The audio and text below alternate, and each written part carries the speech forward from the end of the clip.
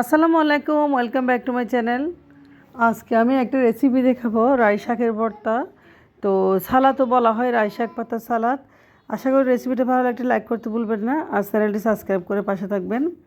তো রাই শাকের ভর্তা এত যে মজার হয়, আসলে আমি আগে কখনো খেয়েছি কিনা জানি না, বাট আমার মা আমাকে রান্না করে খাওয়াইছে অনেকবার। তো আমার খুব মনে পড়তেছে, সেজন্য আমি আজকে বাজার থেকে এই রাই পাতাগুলো কিনে আনলাম, এবং রাই পাতাগুলো কিনে এনে আমি আজকে ভর্তা বানাবো, আর এই ভর্তা দিয়ে ভাত খাবো। রাই পাতাগুলো কত যে ঘ্রাণ, এটা বলার বাইরে। তো আসলে আমার ছেলে মেয়ে খুব পছন্দ করবে আশা করি, আমি যেহেতু খাই। তো এগুলো হচ্ছে রাই শাক, একদম ফ্রেশ, বাজার থেকে আনলো খুব ফ্রেশ পেয়েছে একদম। আর আমি এখন রাই শাকের পাতাগুলো আলাদা করে নিচ্ছি একটু একটু করে। তো পাতাগুলো দিয়ে আমি, তো রাই পাতাগুলো খুব ফ্রেশ একদম। আমার কাছে তো খুব বেশি ভালো লাগে, আসলে শাক সবজি আমি খুব বেশি পছন্দ করি। তো আজকে আপনাদের সাথে আমি রেসিপিটি শেয়ার করতেছি। এখানে আমি রাই পাতাগুলো একদম খুব একটা একটা করে ছেড়ে নিয়েছি এবং কেটে নিয়েছি।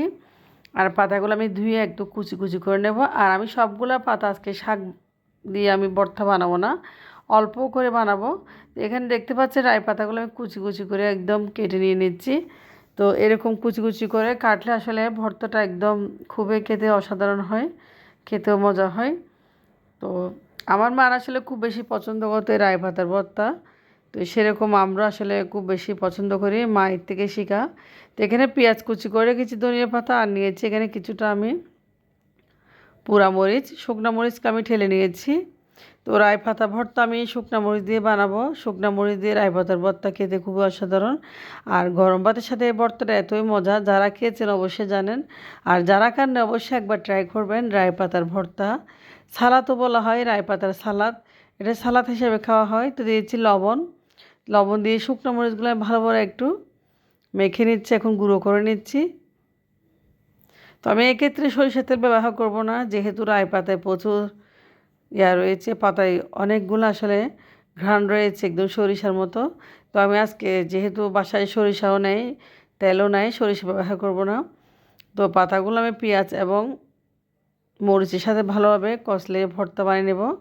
তো এখন মিক্স করে নিচ্ছি আমি শুকনো মরিচ, ধনিয়া পাতা, পেঁয়াজ কুচি এবং রাই পাতাগুলো একসাথে হাত দিয়ে মিক্স করে নিচ্ছি। এভাবে মিক্স করতে করতে আসলে পাতাগুলো সফট হয়ে যায় অনায়াসে, এবং পাতাগুলো খুব ছোটো হয়ে যায়। তো একদম কমে যায়। আমি যতগুলো পাতা নিয়েছি এই পাতাগুলো এতটুকু থাকবে না, অনেক কমে যাবে। তো ভর্তাটা আসলে শরীরের জন্য খুবই উপকারী।